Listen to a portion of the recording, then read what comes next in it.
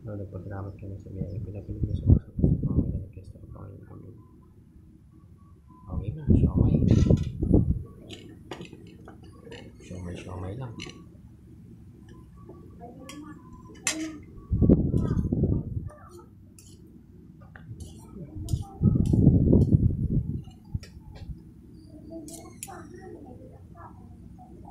Isip mo may ginig. Siguro hindi ka naman, ano ka naman, matalino ka naman. Ano ba ang training nyo, Nick? Yan sabi sa iyo ng ano nyo? Mag-army kayo? Ha? Huwag ka magsikreto, Nick. Para ano, sabi mo ka na nanay. Baka magulat sa nanay, hindi ka pala polis, army ka pala. Magugulat sila sa'yo. Magkwento ka kahit konti-konti lang. Oh, kaya na sinasabi ko sa'yo, di ba? Sikreto mo. Yung kinakwento mo sa akin na inanay yung ano mo. Hindi ka kasi nagtatanong, dapat nagtatanong ka. Kasi pa nagtatanong ka, mag-guide ka ng maayos.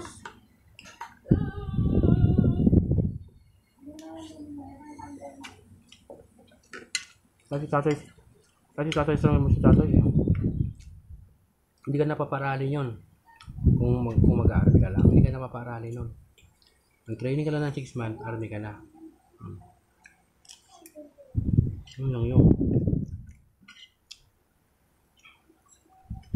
At saka sinasabi mo dapat sa mga nakakatanda sa'yo kung ano yung ano mo. Huwag mo isikreto.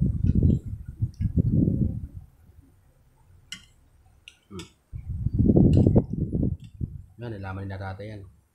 Ba't ka po mag-army ka lang pala? Hindi ka dapat mag-army ka na lang. Kakaiba kasi yan eh. Mahalin mo.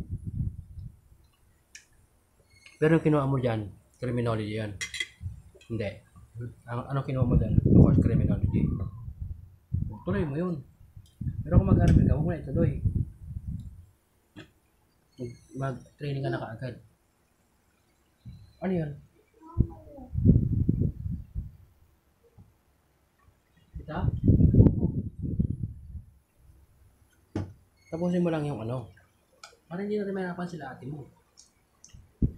Marami ka lang naman pala eh.